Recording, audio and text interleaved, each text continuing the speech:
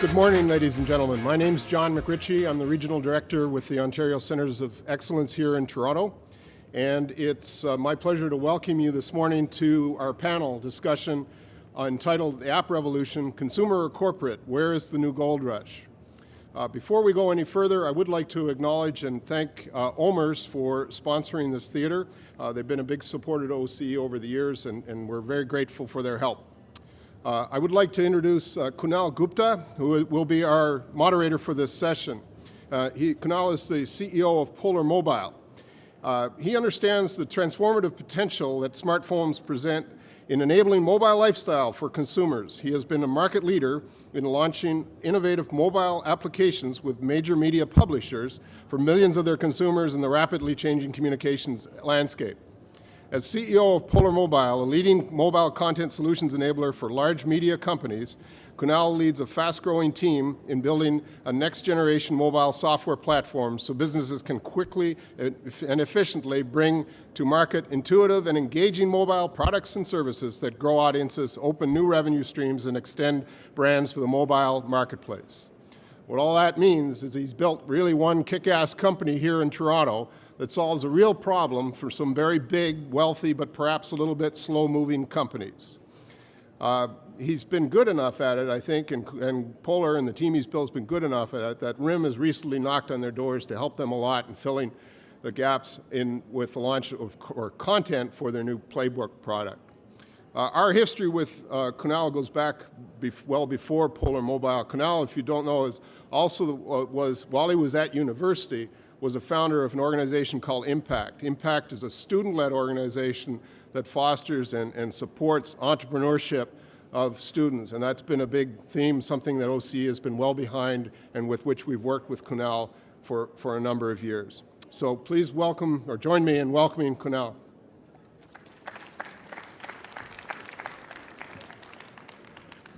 Thank you, John. Get the slides up.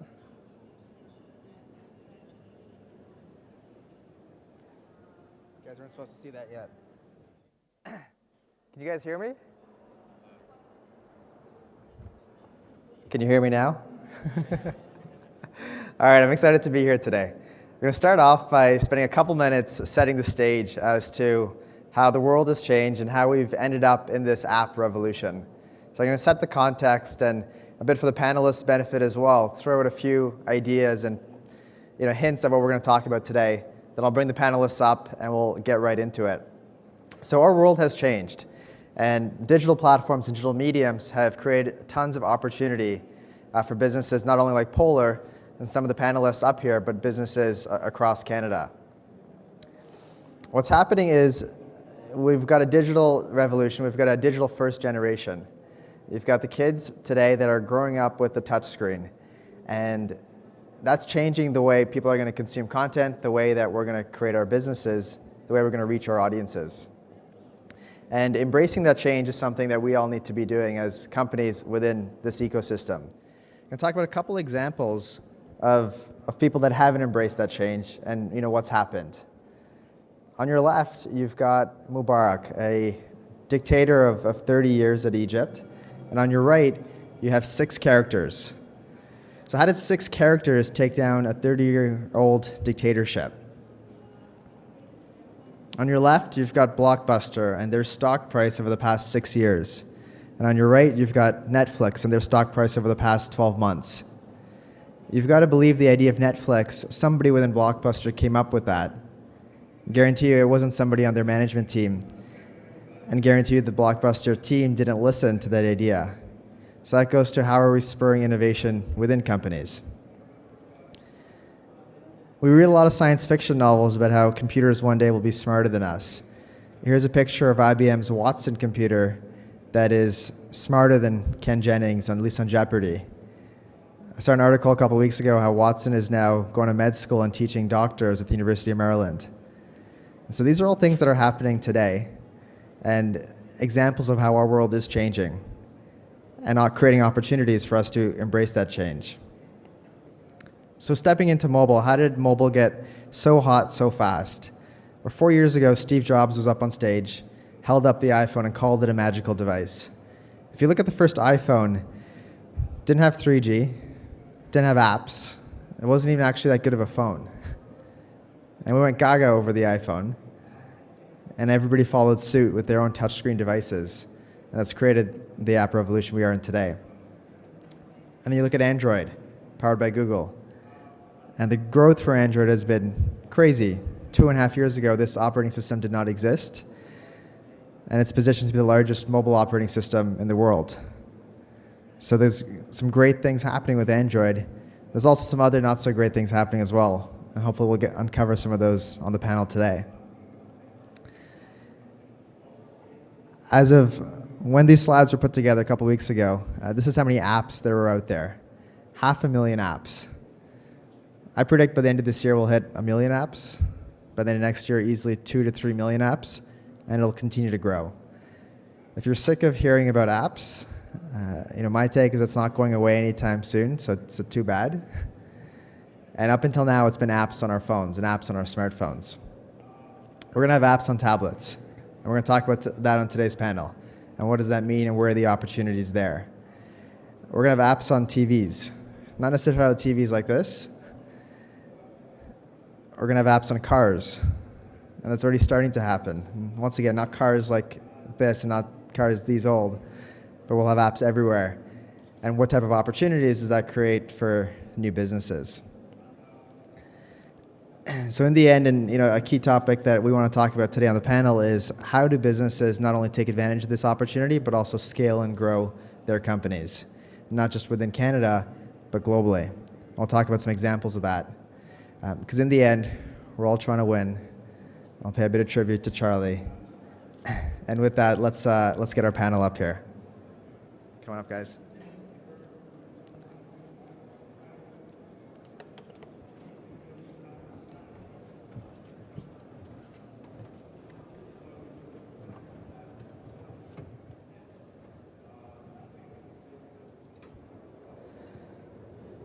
So we've got a great group of people up here. I'm excited to have the opportunity to moderate. I know many of them very well.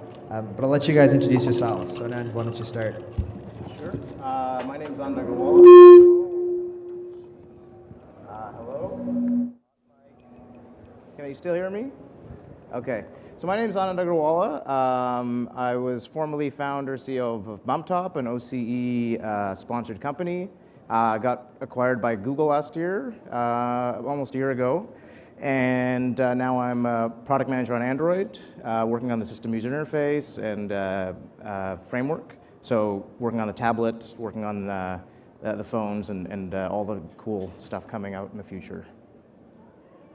I'm Michele Perras. Can you hear me? Where am I? There we go. Michele Perras, Director of Mobile with Transcontinental Media. I'm responsible for our extensive portfolio of brands, national, local, and business across Canada and the US. Prior to this, I was the founding director of the Mobile Experience Innovation Center. We're a nonprofit based here in Toronto and an organization that I'm still very proud to be on the board.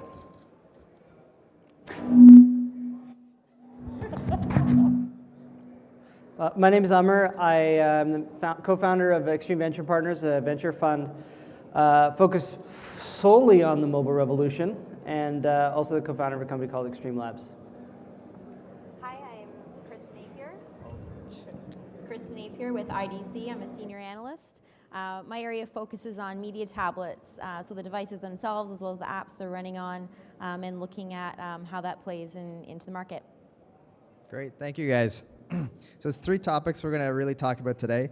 The first is the business of mobile apps and understanding what are people doing to build their audiences, how are people choosing and prioritizing platforms, and how are they eventually making money. The second topic will be around the ecosystem of mobile.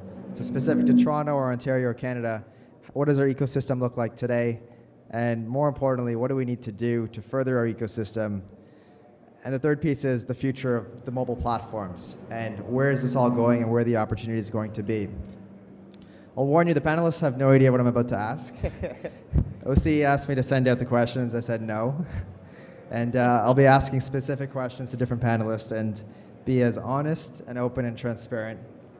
And don't give us the corporate line. So I'll start off with Krista. We're talking about the business of mobile apps.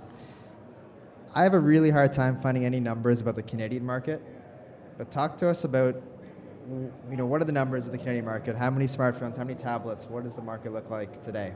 Sure. So in Canada, from a mobile tablet point of view, we're seeing an install base by the end of 2011 of over 1.5 million apps. That's how many we would expect to be in the market, including what was sold in 2010. So that's still an emerging market, but it's a fast-growing one, and it tends to be mainly a consumer-based market right now. The smartphone market, much larger than that, growing at a slower base, but obviously much larger. What's really interesting with the smartphone side of things in the market, in Canada specifically, and 2011 is sort of the marking point of when this is going to happen, is we'll see more smartphones both shipped and installed in the Canadian market in 2011 than cell phones. So that's a pretty important shift that we're seeing now. We're seeing that many more devices in the market that are capable of running things like apps and doing some of the more exciting, creative things that we're talking about today. And so that's a pretty important shift that we're seeing. Great. And then from an Android perspective, this is an operating system that's come out of nowhere. So why is Android so dominant today? And tell us on the good and the bad of Android. So good and bad of Android, I'll take forever. I mean, it's a long list in both. Well, okay. Anyway, so why did Android come out of nowhere? I actually don't know completely. I think, I've been trying to figure that out because, Android was literally, like the G1 was, not a completely well-received product. G1, for those who don't know, is Android's first phone. I think came out like 2 years ago. The iPhone is a pretty solid product. It's got a great app ecosystem, thriving, tons of money being made. I think if I had to put my finger on it, I think it's simply the partner approach. So the fact that Samsung, you've got the channel, the distribution power of Samsung, HTC, all the carriers love us too, Verizon, Sprint, everyone around the world is pushing this. And so the sheer volume of that is a really strong thing. That combined with, it's a pretty solid product. It's not there's other kind of, free, you can get Linux phone or whatever, but this is a world-class product. It's got great integration with the Google, ecosystem. Google ecosystem, which has, Gmail has, hundreds of millions of users. And so it's interesting for those people already. I don't know, why Android's done so well. It's kind of it's kind of a mystery. It's incredible. Because there's still some things we're short on. And so to get in the good and bad point, I feel like in terms of our user interface, these are all areas. So the user interface, I feel like compared to Apple, is lacking in some ways. It's better in some ways. So it's better in some ways in that our home screen is really rich. We've got widgets that can deliver you push information without having to open up your apps. Our platform is got multitasking where your story's already updated and without you having to open the app and pull to refresh and things like that.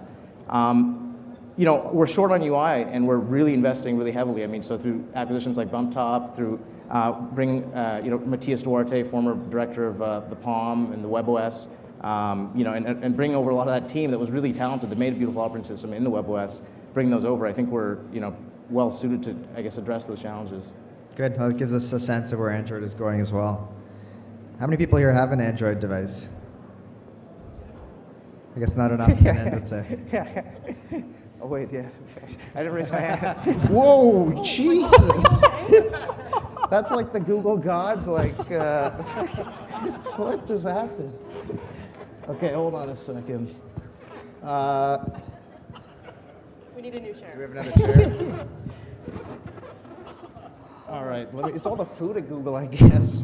It's like a chair malfunction. I can make do. I think Paul's going to get us another chair. This happened to me at a conference before too, and I just sat there. You remember at CES? I just sat there like this. I'm used to this. This is entrepreneurial spirit, right? We'll make do. Thank you, get Paul. some water. We've got you a new chair. What's up? Oh, jeez. Okay.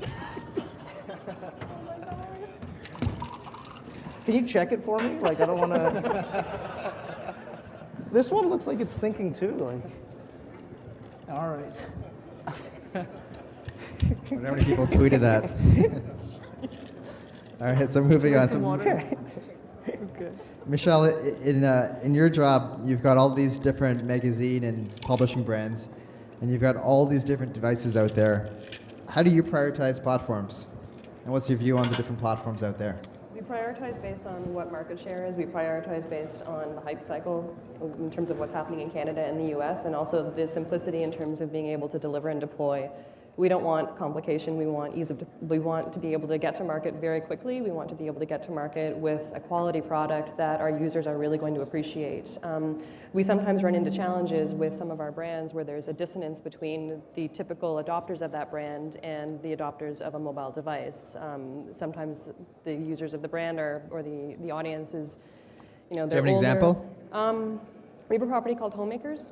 It's a magazine that's primarily based in English Canada. Our target audience is women over the age of 45.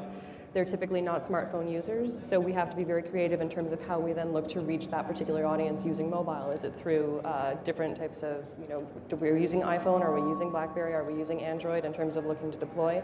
Not necessarily. How else do we reach them? So there's interesting challenges that we face on that side of it. One of the biggest challenges that we face, though, is also in terms of fragmentation of devices. There's new releases that come out every single year. Do we adopt based on, or do we publish mobile web or apps based on whatever those devices are? How do we deal with the various different devices and fragmentation that both BlackBerry and Android are notorious for? With Apple, it's very simple. They've made it very simple for us. But, and it's always changing. You have to really be on your toes. Yeah, I guess By the way, key point. go ahead. I was gonna Can I say- just say on fragmentation, I hope everyone heard our announcement at Google I/O last week. Pretty big thing.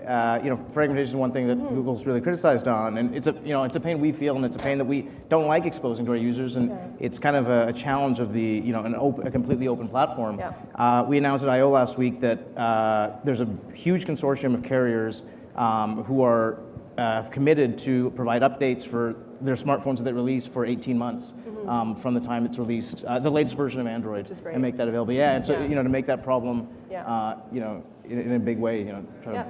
and provide it that. also, like from a Canadian market perspective, it deals with penetration rates. Like when we're looking to release on tablets, are we looking to get 20 or 30,000 downloads, which typically is in terms of our install base, it's typically not that much, but in terms of brand equity, it's a huge value to us. So there's always, how do we define ROI in terms of what we're looking to put out there? Yeah, I think a key message there is to understand your audience and then prioritize accordingly. So Amr, tell us what you like and don't like about each of the key platforms. It's a loaded question. So I'll give you kind of a quick summary of what I think is exciting, and I'll get to the platforms in a second. So can everybody hear me? Okay. So I see so. Okay. Now I can hear. Okay. So a couple things that are really exciting. So the phones that you have in your pockets are exciting. They're pretty amazing. I think we all agree to that. I think when we look at what we've accomplished as a human race, we look at a couple of milestones. And I think this phone will be one of those milestones. So if you look back, call it the half a century ago, we put people on the moon. And the computing power available to the world at the time, cumulative, is now contained in your pocket. So if we could have used that phone and put people onto the moon, imagine what we can do with that kind of computing power in your pocket. So let's get past the individual fart apps and all these things, and let's start putting stuff that's really going to change the way we work, live, and can function as a society. What's exciting about the platforms is they're all unique.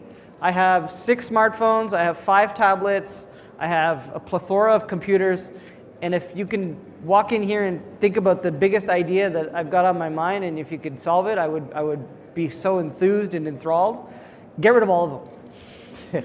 Make one device that does everything that all of those 13 devices I just described do. I don't care that there's hardware limitations. I don't care that there's software limitations.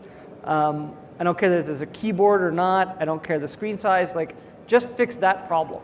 And I think all of the individual smartphone makers are working towards something like that, but they're seemingly incrementally doing things versus actually attacking the problem I've just outlined. I You think we'd all could get love rid to of all have of them if you, Android's completely open, so you could install it on all the platforms. Great. So we've talked about different platforms and how do you prioritize, and that's the first step in terms of getting to mobile. Once you're on mobile, the second step is really how do you build an audience. So I mean, Michele, from your experience, how do you get people to download apps? How do you build your mobile audience?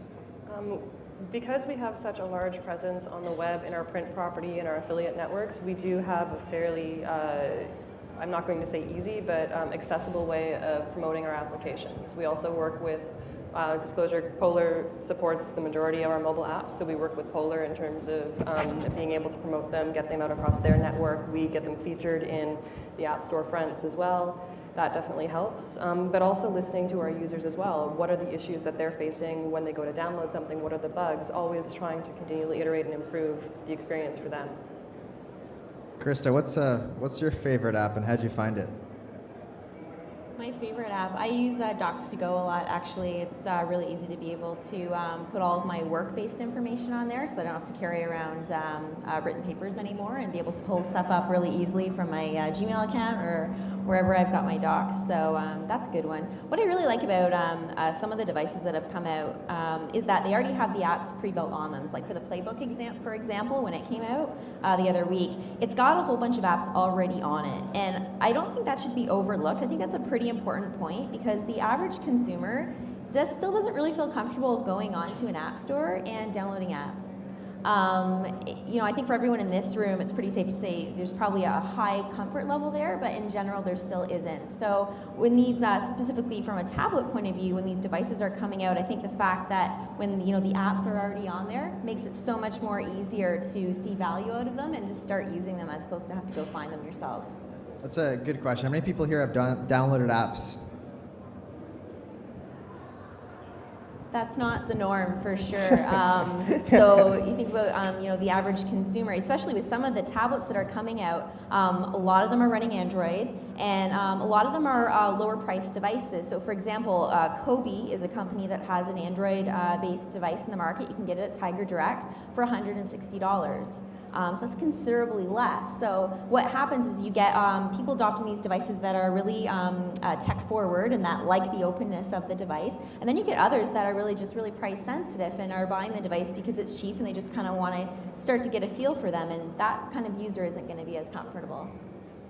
Great. So we've talked about the platforms. We've talked about building the audience. Now the third piece, which is important, is how do you make money? So Amr, what are some of the business models you're seeing as how companies are making money off of smartphones, tablets, and all these connected devices? Well, that fruit company Apple's doing a good job of selling us good products. So I think that's one way that I've seen they're printing money. Obviously, I think they're printing billions a quarter on this stuff. And if they're printing billions a quarter, clearly their ecosystem is printing billions a quarter as well. So things that I've seen that people pay for that I think are interesting is, sure, there's the one-time buy. There's things like games. And how many people have downloaded a game to their smartphone? That's a huge number. Okay. Well, clearly there's an experience there that is worthwhile paying. But outside of that, who's downloaded a game and then not paid for any other apps? Just me. Okay. So you guys are all paying users. This is great. So the things that I've seen be successful are brands that have an existing distribution model or an existing monetization model have come to mobile to leverage mobile as a platform. So let me give you an example. So 10 years ago, when we were at the start of this web, or 12 years ago when we started this whole web revolution, you used to call a travel agent and say, hey, I want to book a ticket from Toronto to Vancouver. I'm going to my cousin's for the weekend, blah, blah, blah. Well, they've now leveraged the web to create the web as their biggest channel to market for selling airline tickets. Fantastic. So I think those types of industries are now looking to mobile to do the same thing. So if you have an existing monetization model for purchasing stuff, having a subscription, for example, Match.com is a dating service, is really leveraged mobile and has a much better experience on mobile than it does on the web. Those are the types of things that I think we're seeing in the marketplace beyond the one-off games and the one-off kind of fun apps.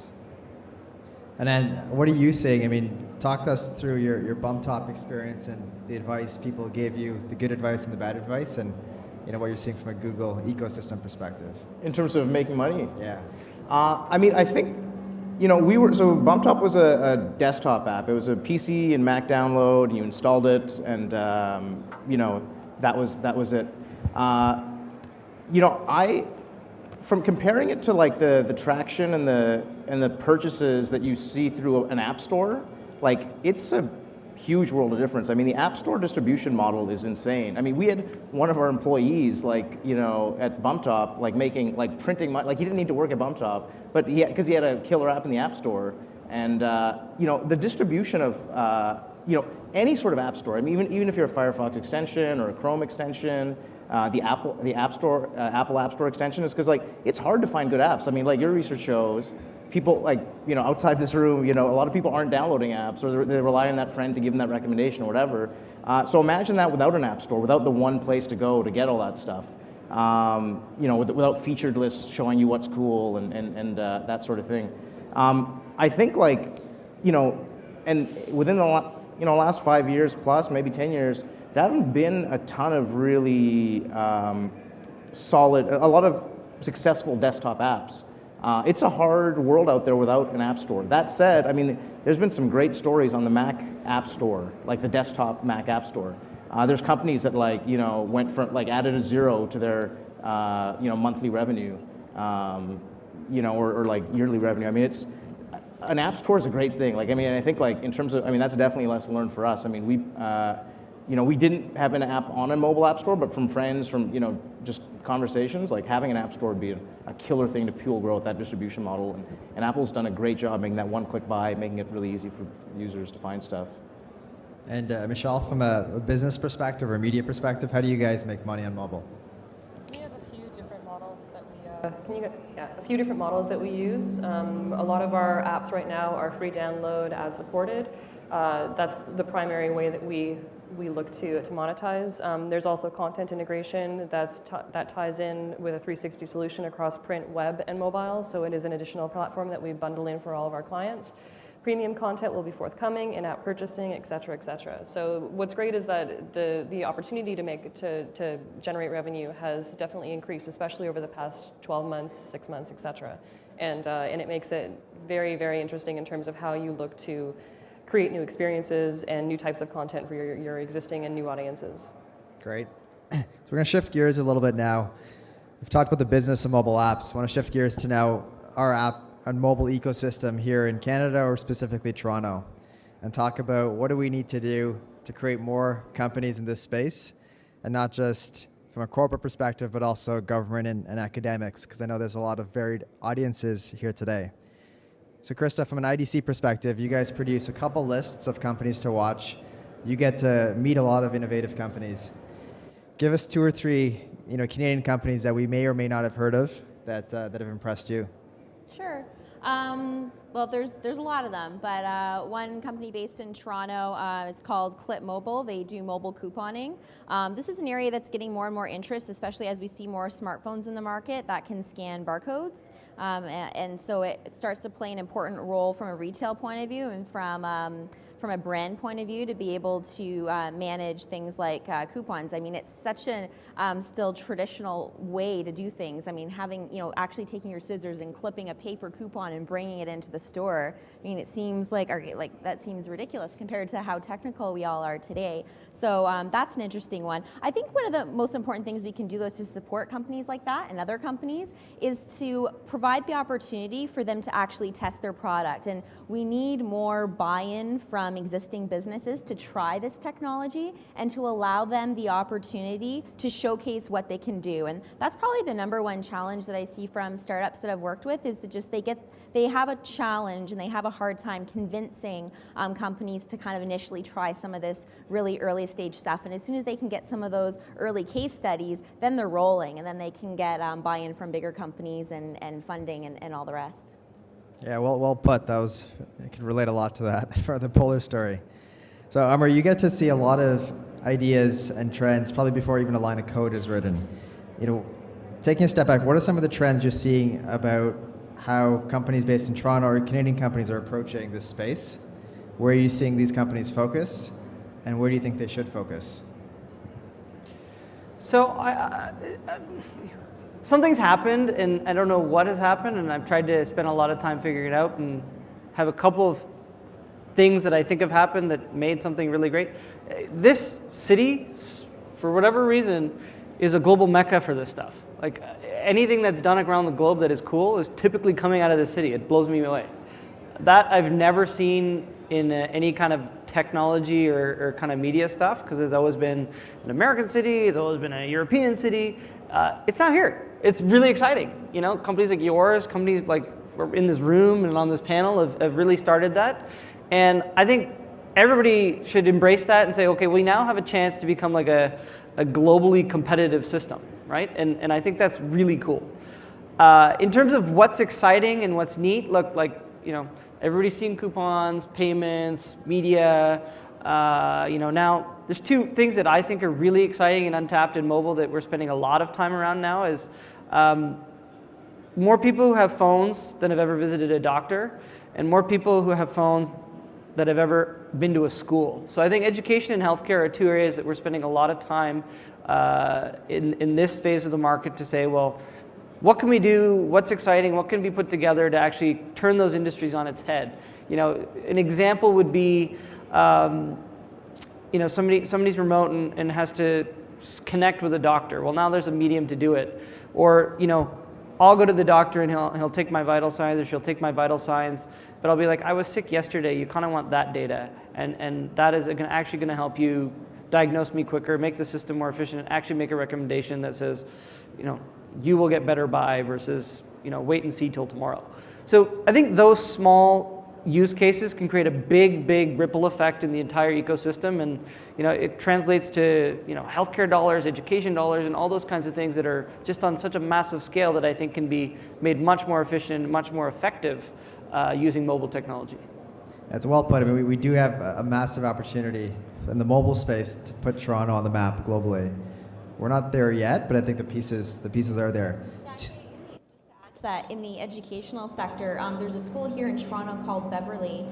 They specialize in children with disability and specifically autism, and they're leading in terms of their adoption of media tablets. They have a media tablet in every classroom for all the children with autism, and they're making huge strides in terms of being able to connect with those children in ways they've never been able to connect to them before, just because of the visual experience on the devices. It's creating huge breakthroughs. So shifting to go ahead. As sorry to jump in, but I mean, I feel like, so now I'm in Silicon Valley. I was in Toronto for the last 6 years before that, for last year. So for me, like the difference I see, so to Krista's point, I see like, yeah, every coffee shop there is like trying out like Payzo or FunPay or whatever, like you don't even know, I mean, but like they have that community support, like everyone's on some different app, or, you know, like, oh, did you try this way to do this or whatever? I mean, it's just like, you know, weekly, like it's a very, you know, sort of standard conversation topic. The other thing that I feel is missing from Toronto, and it was a big frustration for us when we were in Toronto, is folks, I feel like the kind of typical investor community, you know, and the folks that need to support folks with their dollars, the startups with their dollars, aren't necessarily thinking long-term enough. And so, you know, I feel like there's a bit of that banker mindset where unless you have that traditional business model ready to go, you know, on day one, that, you know, it's obviously going to work because you've got projections and whatever, and it seems to make sense. I mean, I feel like folks don't necessarily think long-term enough here. Like they're focused on making, you know, dollars on day one, whereas, you know, you look at the huge hits like Facebook and Google. Facebook had no clue, you know, how they're going to make money. They still kind of don't. I mean, like, you know, it's arguable, right? But you know, that's okay. Like they were onto something that was really innovative and you know, showed a lot of traction, and you know, it's like a force to be reckoned with now. Same thing with Google. Like Google Sergey and Larry didn't even want to do ads, and like now it's like, you know, prints billions of dollars. So I think like that long-term vision of like, you know, we have something exciting here. We think we can get users. Like I don't feel like that's really a viable business strategy in Toronto. It was really hard for us. You know, Amr, you know, full disclosure, was an investor in us, and he was one of the few folks in Toronto who would believe in us. But that's like one thing that I think is like a big criticism I have for not just Toronto. I mean Canada. I mean, you see it in Europe too. Like I feel like it's like it's a spectrum. Like there's Europe, Toronto, and the Valley, and like they're really short term in Europe, I feel, in terms of like how quickly you want to make a buck. Toronto, I feel like is a bit better, but then like the Valley is just completely like ridiculously optimistic. I mean, and you get like lots of good and bad with that, but you know, with that sort of cowboy or cavalier attitude, it's you get some interesting stuff too, like the Facebooks and Googles of the world. Yeah, it's all part of the ecosystem. I guess actually there's one other thing to add to that too, though, in terms of, and I'm not by any means justifying any conservative attitude, because I agree with you, and I agree that we do need to take more risks. But the other side of it too is that from a business perspective, from like looking at it from Transcon's perspective, if we're going to be partnering with companies, where is that going to leave us in 12 months if it's a platform play? Where is it going to leave us in 12 months if it's a content play, or do we own the code, et cetera? And how it's becoming increasingly difficult to differentiate between vaporware and a viable product that is going to take us through a long-term vision and the relationship that we build with our partners. And it's been really interesting to be able to develop those relationships. But you talk about sustainability in a market that changes every 3 to 6 months too. So it's also I think one of the things that Toronto startups and companies need to do too is increase their transparency. Yes, you know what, this is a product that is going to be totally different perhaps in 6 months depending on what happens in the market. So how do we adjust, and how do you build a strategy to help deal with that kind of massive change? That's good advice on how to work with big companies. And it's insight into what they're scared about. They're scared if you're going to be around 6 months from now, or if you're going to blow up in 6 months, or if your product's going to take a complete left turn. One aspect of the ecosystem, and I know we've got some people from this part of it in the audience, is government. Michele, in your previous role at the Mobile Experience Innovation Center, you worked a lot with government. From your experience, both from the OCAD perspective and Transcon, what would your advice be? Where does government need to help and support this ecosystem better? Oh, that's a very interesting question. And it's a difficult question, and it puts government in a very difficult position in that, in terms of what they're looking to invest in and the constraints that they deal with around transparency and around ROI of spending taxpayers' dollars. Of course, we want to see products that have intellectual property, that have patenting, that are eventually going to result in a very viable product that will be long-term. But what we see oftentimes in mobile specifically is you're building out a platform, and where does the IP lie? Does it lie, like you're still building on somebody else's platform, you're building on Apple, you're building on Android, you're building on BlackBerry. So there's some interesting piece around, do we start investing in seed stage funding? And you see a lot of this happening in Waterloo with Communitech, you see it happening with the Digital Media Zone out of Ryerson, with the MEIC Accelerator, where you have technology that is proprietary, but it's not as proprietary as inventing some specific, there's a bit of flexibility in terms of where the IP goes. And there's, I don't know, that's the one thing that I can say is that when we were supporting companies through MEIC, a lot of what we saw never fit within in terms of grant guidelines or in terms of program guidelines for what both the provincial and federal governments were supporting.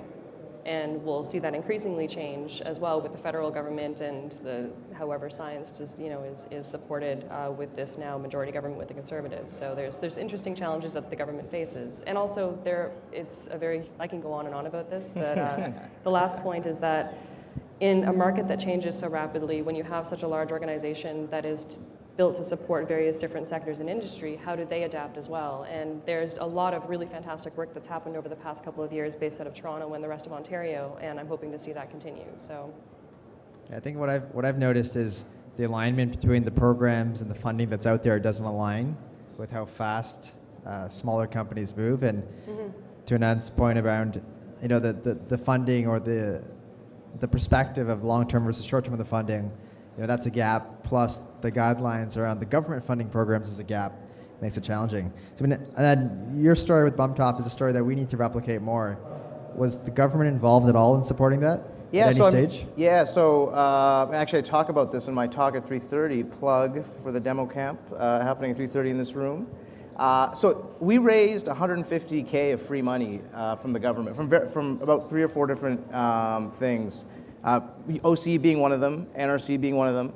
There's a bunch of grant programs.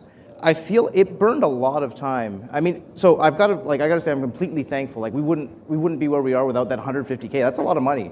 But it burned a ton of time.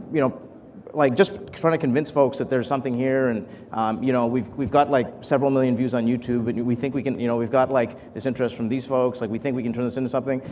I feel one role the government could take is Canada doesn't have that great angel ecosystem. They don't have the billionaires who are willing to who understand tech and willing to write checks to get really early stage companies off the ground. I mean, government agencies in Canada could fill that role, I think, in an interesting way, right? Because there is money there. There is, if it's well targeted, You know, and I think part of that is building the partnerships with like, you know, folks like the people on the stage who are like in the trenches in tech or doing successful things on a world scale, like that are, you know, value respected, things like that.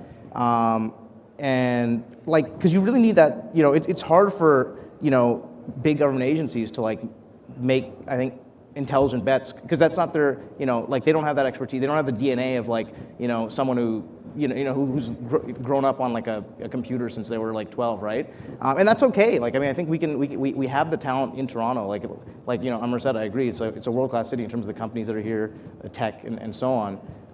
But I think like, I mean, you know, one option is like fill that gap of the lack of the angel ecosystem in Canada. Speed up that turnaround time. Like it took us, for some of our grants, like 8 to 12 months, which is like kills a freaking startup. I mean, like that's like 5 startup years, right? Like. Associations here in Canada as well. So right here in Toronto, Mars, for example, that acts as an incubator and helps with commercialization and can help guide some of those companies through that, you know, and through receiving government funding, they're in a better position to be able to provide that kind of advice at the local level. And we've got great associations right across this country, from coast to coast. And so I think they're an important role, and the government should be working even closer with them possibly to be able to make sure that those companies locally get the support that they need. Great. So government is a key aspect. I mean, we're looking to build a world-class ecosystem of mobile companies. I think the message we're hearing is we need to have a world-class support ecosystem as well, whether it's angel funding, whether it's government, or education. So, Amr, from your perspective, you know, you guys hire a lot of new grads, a lot of co-ops. So kids coming out of school, kids almost done school, what are they passionate about? What are the trends that you're seeing? You know, what are they being influenced while they're at school? And how does that affect our ability to keep them here and keep them focused on helping us build this world-class ecosystem? The talent that's coming out of school, that's in school now, and is phenomenal. I think the generation of people who've grown up with no dial tone, no dial up, and you know, had a MySpace page for their dog is like 100 times smarter than we were coming out of school. It's phenomenal. The amount of information, the access to information, the energy, it is ridiculous. So, you know, what are they passionate about? They're passionate about doing cool things.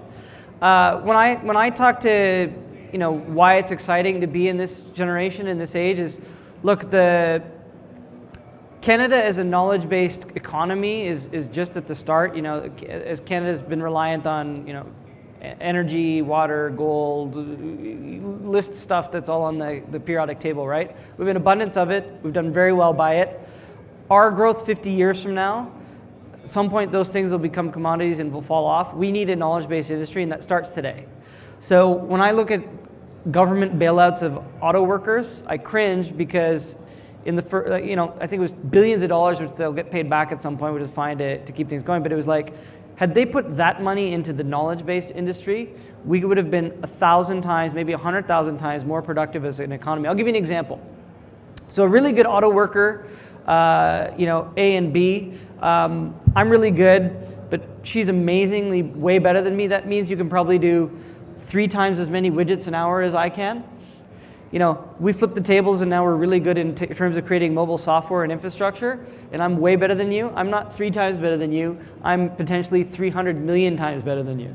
And that's one of the few industries that exist where we have that productivity jump. And that's really the kind of thinking we need to have to really propel our knowledge-based economy forward. So when I look at the people coming out of school today, and I go, look, the investment for those people to get into the mobile ecosystem, which is, you know, going to be a 50 plus year industry, their careers start today. Any dollars that the government can put in to convince people to join that industry means there's not going to be an auto bailout. There's not going to be these people taking massive social, you know, handouts at some point. So it's really something exciting where I go, a small investment today to get people in this ecosystem is a career. It's not really a job. It's a career where they will always be in this industry and can continue to move forward. And I think that's something that, you know, policymakers and ourselves, I really want to look at it in that context. And then you started while you were in school, right? Yep. Talk through that experience. And was the environment helpful or harmful? Well, it was pretty good. I mean, like, so I did my master's at University of Toronto. Bump Top was my master's thesis. And it's kind of like, you know, I mean, you got paid, you know, a living wage to like work on something. You know, I didn't have entrepreneurial inspirations, you know, creating it. But I mean, having like 2 years of funding to just fool around with ideas is pretty solid. Coming out, once you graduate, then it's a different story, and it's like, okay, you're sort of left to the wide world of Canada. And I think to Amar's point, like the talent is so good. Like Waterloo, like they call it, like people in the Valley, I think the big companies get it, but like I was at a Y Combinator event and they were saying like Waterloo's like the MIT Canada, and that's like straight up, that like puts it in perspective. It's like, it's that good. I mean, and it's tough for kids who graduate, like most, like at Google and Amazon, like that's where all the Waterloo grads go, and I'm part of the brain drain too, right? Like I'm at Google now as well. I mean, there's so much talent and just like not very good things for them to do in Canada. You know what I mean? Like Toronto, Google doesn't even really have an engineering office yet in a city you want. Like, I mean, Waterloo's a great city, but I mean, there's no presence in Toronto for Google in an engineering perspective. So those kids who are like really talented and want to work on that stuff don't have that option. There's one interesting thing that Peter Thiel's doing. He was one of the initial investors in Facebook, where he's offering, I think it's like $150,000 for 2 years to anyone who will push the pause button on their college degree. And like just work on whatever they want. And so I think that's an interesting one. I mean, if kids had options like that, because I feel like right now kids have the option of like, I'm a Waterloo student, I do a couple of internships. If I'm good, I'll get one at Amazon and Google, and then they're going to want to hire me afterward. And it makes it pretty easy when they throw like a real nice job offer at you. Like, whereas if you say, when you're young and hungry, and we had a program like Peter Thiel's, or something similar to that, where I have an option of actually doing something for a year and just like trying something, like a Y Combinator sort of thing. I mean, Extreme's doing a great job with Extreme University, where they're, trying to bring that Y Combinator style innovation. I mean, more programs like that, I think is great for giving kids options, because you can't. I mean, it's hard to blame them, It's interesting though, because we actually have a shortage of tech workers in Canada, and it's not because we don't have enough smart people here, it's just because we don't have enough of them. The people we have are fabulous, and we need more of them. So it's interesting you talk about there aren't enough cool enough things here. It's like, I guess there is actually a lot of opportunity here, it's just not flashy enough, I guess. Michele, from your perspective, more with your MEIC hat on, what's your take as to, what we need to see in the education environments to help support this ecosystem? I think we have amazing engineering and design talent. What I don't see is that bridging support that gets people out there and says, being an entrepreneur it can be really shitty, it can be really hard, but it can be extremely rewarding, and here's ways that we can support doing it if you have an idea. Like, that's the piece that I see.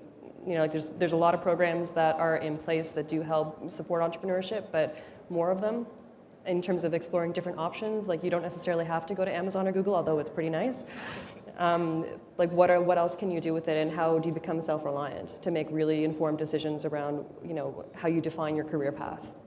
That's Great. the thing that I think. That's what I mean. Like, I think things are getting better. I mean, like, Amazon's taking notice. They're, I think, building a Toronto office. I think Zynga just bought a company in Toronto. Yeah. Like, I mean, because the Valley's kind of tapping out too in terms of the big companies. Like, folks are jumping from the Googles and to the Facebooks from Facebooks to the next startup or whatever. And so it's hard to retain really good talent here. Whereas we've got the flip problem in Canada, where we've got like tons of great talent from the Waterloos.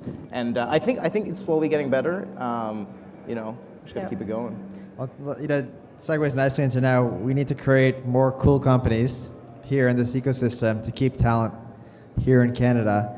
So let's talk about the future, and talk about all the digital platforms and these connected devices, and get the panel's perspective of where is it going, not in the next 12 months, but really into the future, and where the opportunities would be. So we'll start off with tablets, and I've got two tablets here. I've got the Playbook and the iPad. There's a whole lot more tablets coming. I mean, Krista, talk to us about what the tablet market will look like. Sure. 12 months from now, 24 months from now. Sure. So from an operating system point of view, because it's just easier to sort of track it like that and categorize all the tablets that way, I'm actually going to include smartphones as well, so just sort of looking at the operating system point of view as a forecast. Today in 2011, in Canada, BlackBerry's number 1, Apple's number 2, and Android's number 3. In 4 years, in 2014, that actually flips on its head. So what we see happen is Android's number 1, and then Apple and BlackBerry, depends on what happens, sort of running pace with one another, and then actually Windows gaining some market share with WP7. And so, we saw an announcement back in February with Nokia announcing that their platform, they were going to go with Windows Phone 7. And so announcements like that and some of the other companies building on that platform will actually drive Windows market share a little bit. But Android will be the fast-growing platform, and it's the one that we see so many tablets running on today, even though Apple has a big market share. Great. So let's go for the remaining three panelists. Answer the question: what excites you the most about tablets specifically? Where do you see the opportunities, whether it's for your own companies or other companies? Yeah.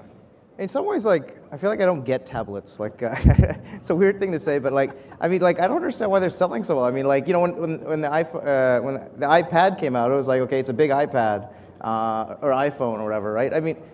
I guess in the sort of power user world, it's just not powerful enough. The thing I probably do on my computer the most is email, and email's not that great on a device that has slow text input, right? But I'm not the typical user. I think that why I don't get tablets is because people do kind of 3-4 things on their computer, Facebook, YouTube, phone, and a bit of Google, or not phone, email and a bit of Google. But so consuming that on the couch for my mom, my sister, whatever, is a way better experience for them. And so I think maybe that's the real tablet thing. The thing that excites me about the tablet though is that it's like a brand new frontier, right? People are still using the same sort of paradigms as the desktop and as the phone, and those don't really make sense. And I think there's so much opportunity to reshape the UI, reshape it, just like in the phone.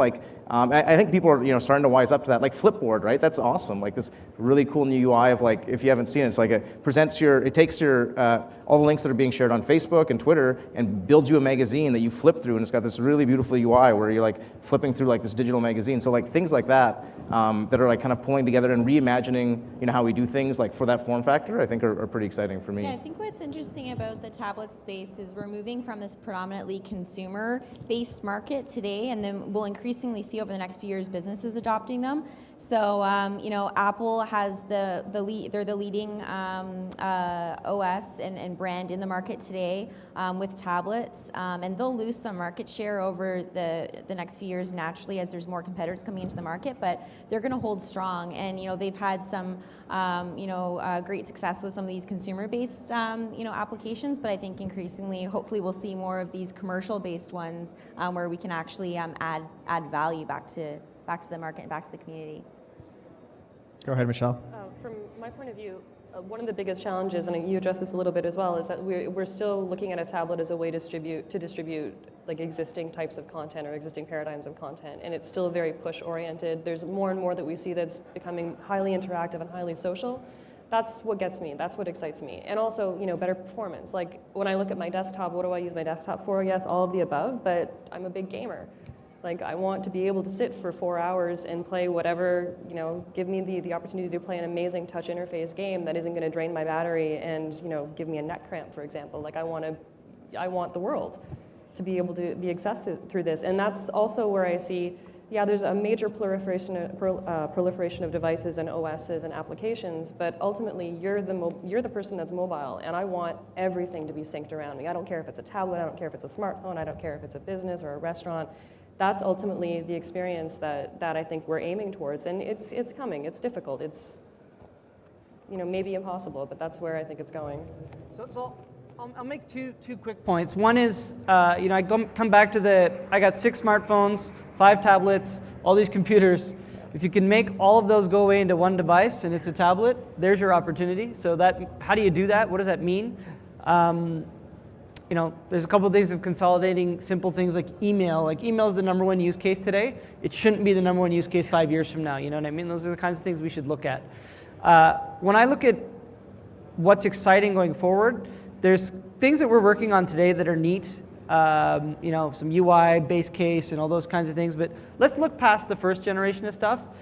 Let's go to the next generation of things. So I was sitting in an airport lounge recently on my Zoom tablet because I was so excited by the bump top interface on it. And I was checking my email. I was like, hey, it's kind of cool. The guy beside me was on his tablet learning to fly a jet. So, those are the types of emails down here. Learning to fly a jet is way up there, man. And I was like, hey, this is these are the kinds of experiences that are being enabled. That's like the next generation of stuff. Let's focus on that, because that's just really amazing. Great. So we're coming short on time, but I've got a final question for each of the panelists. We'll start off with Krista. So 1 year from now, at Discovery, what are we talking about? What's the hottest topic in terms of this space that we're going to be talking about 12 months from now? I think it's like what's already been said. It's the application of some of this stuff to more important applications in industries. Healthcare has been mentioned, and education, obviously two really important ones in areas where there's a lot of work to be done. And there's been some progress that's been starting to be made, but there's a long way to go. So there's definitely value there. Great. And then over the next 12 months, what's your top priority? What are you focused on? Making Android better. It's hard for me to comment, specifically on what to focus on. But I mean, I work on the system user interface. The next big thing Android's coming out with is Ice Cream Sandwich. Well, there's a number of big things if you saw the I/O keynote. But Ice Cream Sandwich, which is one of the key things there, is unifying the phone and the tablet UI, as well as bringing like all the good stuff we did in Honeycomb to the phone, and making that an awesome experience. So I'm focused on the user interface of that, making that awesome. Michele, what are you most scared about in the next 12 months? Most scared about? That the scope of our ambition doesn't meet the market uptake. So our ideas are too big, or too far along than where consumers are adopting. I think it's something that you always have to have the consideration of what you want to build out there, and you work your ass off in terms of getting it out there. But publishers are like around the world are facing a similar challenge, in that we came from print, we came from dead trees, we came from bricks and mortar. This is very, very different, and the marketplace is, these are all super users that are within this group here in the audience. They're people that are very tech savvy and adept, but the rest of the world it takes time for people to get there. So that is scary for companies like us too. And now our final word to you. What's your biggest advice for this audience? Embrace, and let's onward and upward. Yeah. Let's just do it. Get her done. Yeah. give her. Great. With that, help me in thanking the panelists, and enjoy lunch, guys.